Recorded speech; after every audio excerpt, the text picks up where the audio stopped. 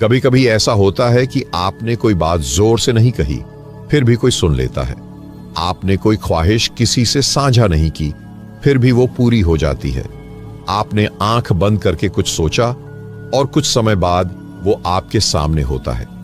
ऐसे क्षणों में मन अचंभित हो उठता है। क्या यह संयोग था या कोई अदृश्य शक्ति मेरी बात सुन रही थी? कई बार हम जीवन से कुछ चाहते हैं, मगर उसे मांगने का ढंग ही अनजाने में गलत होता है। हम सोचते हैं कि हम स्पष्ट हैं, मगर ब्रह्मांड को भ्रमित कर रहे होते हैं। ये वही क्षण होते हैं जब हमारी इच्छाएं हमारे ही अंदर दम तोड़ देती हैं और हम कह बैठते हैं, शायद किस्मत में नहीं था। मगर सच्चाई इससे बहुत आगे है। ब्रह्मांड सिर्फ शब्दों से नहीं, आपके भाव से संचालित होता है। वह आपके अंदर की सबसे सूक्ष्म तरंगों को सुनता है। वह आपकी चेतना के कंपन को पकड़ता है। इसलिए जब आप अनजाने में डर, संदेह, अभाव और अधूरापन में डूबकर कुछ मांगते हैं, तो ब्रह्मांड भी उसी अभाव को आपको लौटा देता है। आप सभी को आज मैं इस वीडियो के माध्यम से केवल जानकारी नहीं, बल्कि एक अंतरयात्रा पर आमंत्रित कर रहा हूं। यह कोई साधारण विषय नहीं है।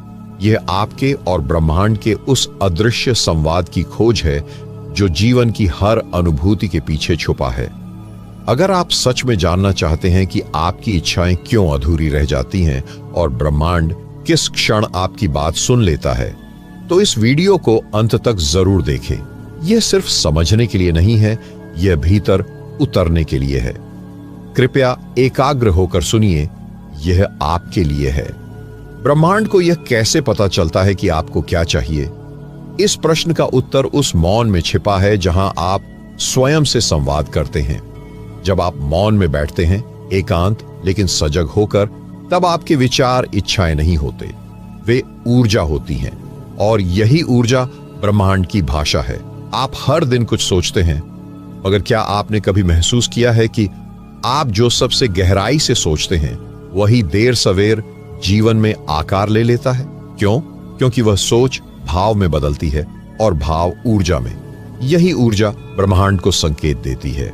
परमहंस योगानंद जी कहा करते थे, जब मन आत्मा से मेल खाता है, तब प्रार्थना एक आदेश बन जाती है और ब्रह्मांड उसे सुनने को बाध्य हो जाता है।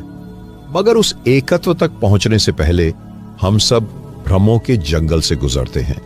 और इस जंगल में सबसे बड़ा भ्रम यही होता है कि हम मांग रहे हैं, जबकि भीतर डर, अशांति और अधीरता से भरे होते हैं। तो क्या आप सच में मांग रहे हैं या अनजाने में डर भेज रहे हैं? क्या आप जानते हैं कि ब्रह्मांड को ना समझ में नहीं आता? यदि आप कहते हैं, मैं दुखी नहीं रहना चाहता, ब्रह्मांड सिर्फ दुखी शब्द पकड़ता है और आपको वही भेजता है, क्योंकि आपने जिस ऊर्जा को अधिक जोर से भेजा, वही उसकी समझ में आया। इसलिए मांगने से पहले जरूरी है भीतर से शांत होना, स्पष्ट होना और उस अवस्था में होना जहां आप अपने अस्तित्व से संवाद कर सकें। अब एक सवाल उठता है, क्या हम ब्रह्मांड से संवाद करना जानते भी हैं या हम केवल शब्दों की गूंज में फंसे हुए हैं? जब तक हम भीतर से स्पष्ट नहीं होते, हमारे शब्द ब्रह्मांड की दृष्टि में अस्पष्ट रहते हैं। और जब ब्रह्मांड को स्पष्ट नहीं होता कि आप क्या चाहते हैं, तो वह कुछ भी नहीं भेजता या उल्टा भेज देता है। तो क्या आपने कभी स्वयं से पूछा है, मैं जो मांग रहा हूं, क्या वह मेरे जीवन के लिए आवश्यक भी है?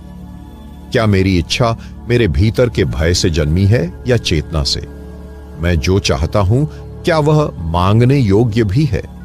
इन प्रश्नों को यदि आप गहराई से देखेंगे तो पाएंगे कि हम में से अधिकतर लोग ब्रह्मांड से नहीं, अपने भ्रमों से मांग रहे होते हैं।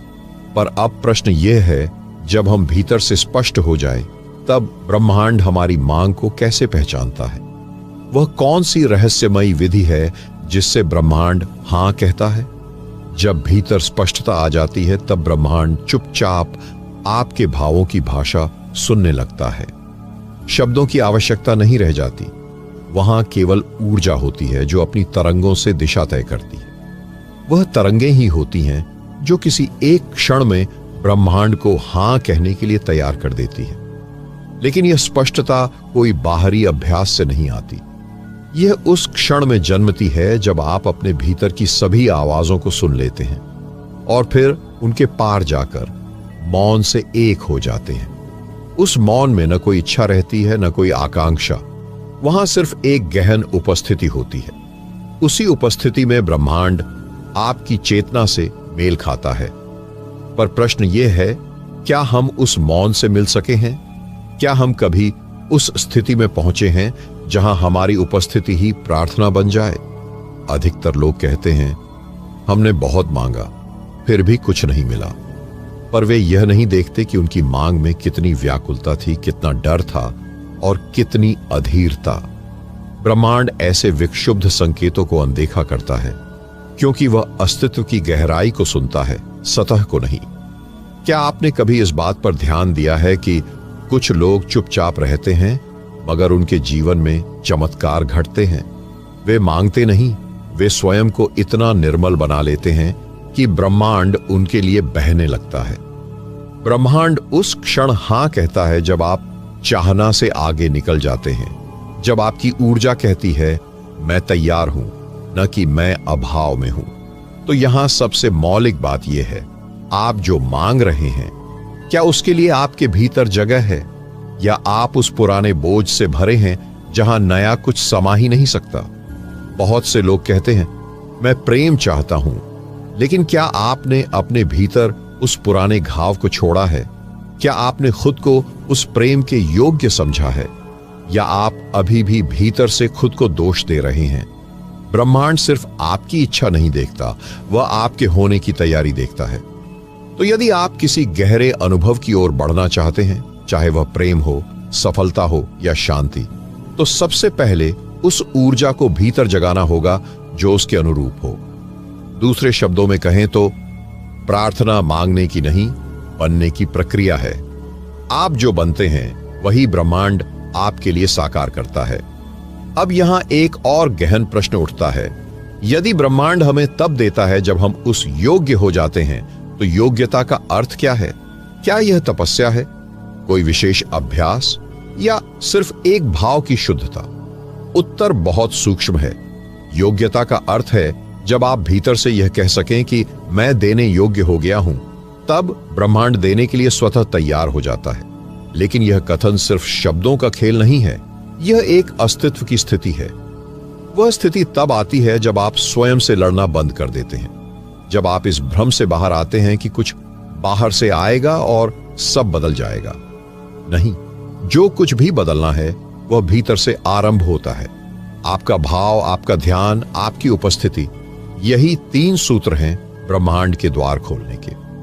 अब प्रश्न उठता है, उस मौन उपस्थिति को कैसे पाया जाए? वह कौन सी अवस्था है जहां विचार रुक जाते हैं और केवल हां रह जाता है?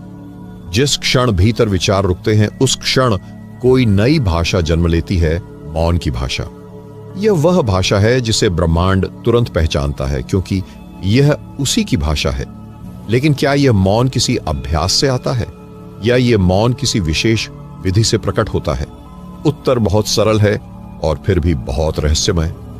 मौन तब आता है जब आप भीतर से थक जाते हैं, लगातार सोचने से, तलाशने से, दौड़ने से, और एक क्षण आता है जब आप बैठ जाते हैं बिना किसी आशा के, बिना किसी मांग के, और वहीं मौन उतरने लगता है। मौन कोई अभ्यास नहीं, वह एक समर्पण की स्थिति है।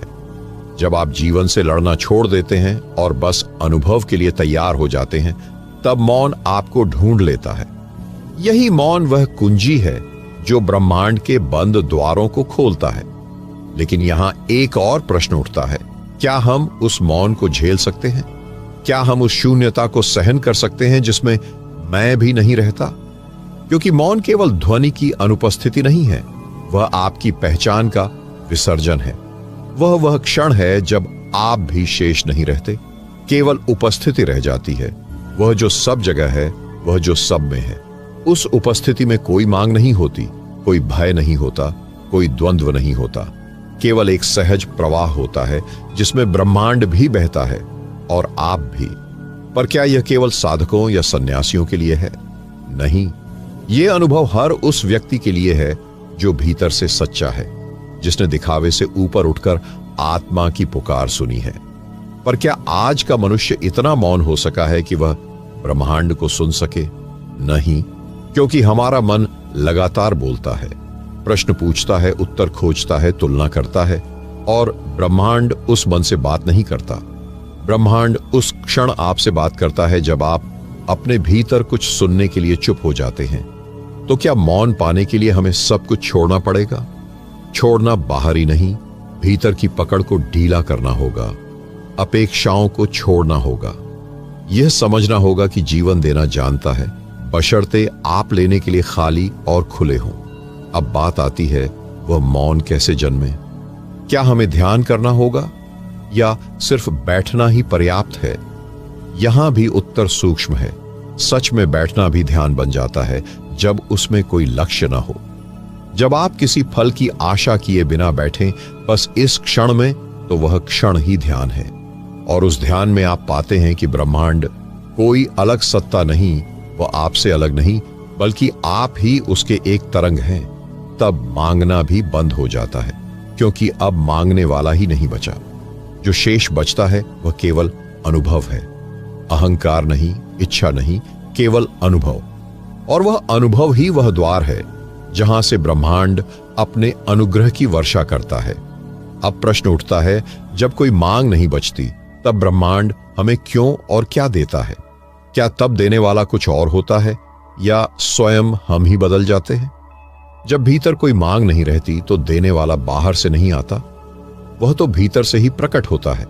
दरअसल ब्रह्मांड कभी कुछ बाहर से नहीं देता, वह तो केवल जगाता है, प्रकट करता है, खोलता है।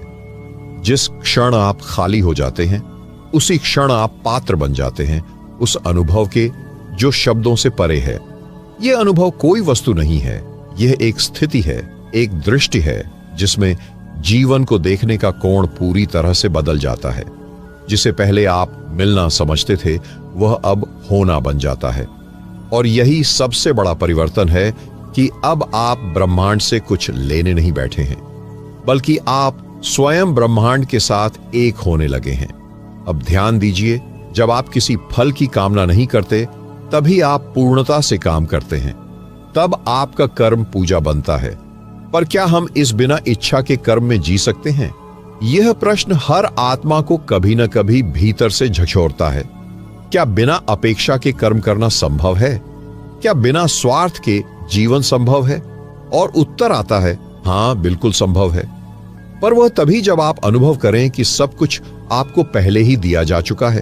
ब्रह्मांड कृपण नहीं है, वह तो सदैव देता है, पर हम ही अपने लोभ, भय और अभाव की दृष्टि से उसे देख नहीं पाते। यह देखना, यह समझना ही भीतर का प्रकाश है। अब एक और प्रश्न धीरे से भीतर उठेगा, अगर सब कुछ पहले से दिया जा चुका है तो खोज किसकी है? प्रयास किसका है? ध्यान किस लिए है? यह सबसे रहस्यमय बिंदु है, क्योंकि ध्यान करना ऐसा नहीं है कि आप कुछ पाने के लिए बैठें। ध्यान का अर्थ है उस भूल को मिटाना कि आप कुछ खो चुके हैं। ध्यान कोई जोड़ना नहीं है, यह तो मिटाना है हर उस विचार को जो आपको ब्रह्मांड से अलग बताता है। और जब यह भ्रम हटता है तब क्या होता है? तब जो बचता है वह है प्रेम, क्योंकि प्रेम ही वह सेतु है जो अलगाव से एकत्व की ओर ले जाता है। और अब आप यह देख पाते हैं कि ब्रह्मांड आपको कुछ नहीं देता, बल्कि वह आपको स्वयं आपके लिए खोलता है। आप उसके लिए खुलते हैं और वह आपके माध्यम से बहने लगता है। अब जीवन साधना नहीं, साक्षात्कार बन जाती है। आप फूल को देखकर उसे पकड़ने नहीं जाते, आप उसकी सुगंध में खो जाते हैं। आप नदी को देखकर उसे बांधते नहीं, आप उसके बहाव में झूमने लगते हैं। जीवन अब कोई योजना नहीं, अनुभव बन जाता है। और अब प्रश्न यह नहीं रहता कि ब्रह्मांड क्या देगा, बल्कि यह उठता है कि हम उस अनंत प्रेम को अपने जीवन में कैसे प्रकट करें। क्या वह प्रेम केवल अनुभव तक सीमित रहेगा या वह जीवन की हर सांस में उतर सकता है? जो प्रेम भीतर के मौन से जन्मता है वह कोई भावना नहीं, वह जीवन की संपूर्ण दृष्टि बन जाता है। ऐसा प्रेम केवल किसी व्यक्ति के लिए नहीं होता, वह तो हर कण में, हर प्राणी में, हर घटना में उतरता है। क्योंकि अब आप केवल देख नहीं रहे होते, आप देख रहे होते हैं प्रेम की आंखों से। जब किसी फूल को देखकर उसमें अपना ही अक्स दिखाई दे, जब किसी अनजान की पीड़ा भी अपनी लगे, जब किसी झील की नीरवता भीतर उतरने लगे, तो समझिए कि वह प्रेम अब भीतर का हिस्सा नहीं, पूरा जीवन बन चुका है। पर इस प्रेम को अनुभव करने में सबसे बड़ी बाधा क्या है? स्वयं से दूरी। जब तक हम स्वयं को टुकड़ों में बांटते रहेंगे, अच्छा बुरा, पाप पुण्य, योग्य अयोग्य, तब तक हम ब्रह्मांड से भी कटे ही रहेंगे। इसलिए प्रश्न अब यह नहीं कि प्रेम को कैसे लाएं, प्रश्न यह है, हम स्वयं को पूर्णता में देखने का साहस कब करेंगे? क्या आप स्वयं को उस दृष्टि से देख सकते हैं जैसे कोई संत देखता है, न्याय नहीं, केवल करुणा की दृष्टि से? यहीं से प्रेम की यात्रा बाहर की ओर शुरू होती है, जब भीतर के हर भाग को आप स्वीकार कर लेते हैं, बिना संशोधन, बिना शर्त। और जब आप भीतर के इस प्रेम में रच जाते हैं, तो जीवन साधारण नहीं रह जाता। अब एक एक क्षण एक पवित्र अनुभव बन जाता है।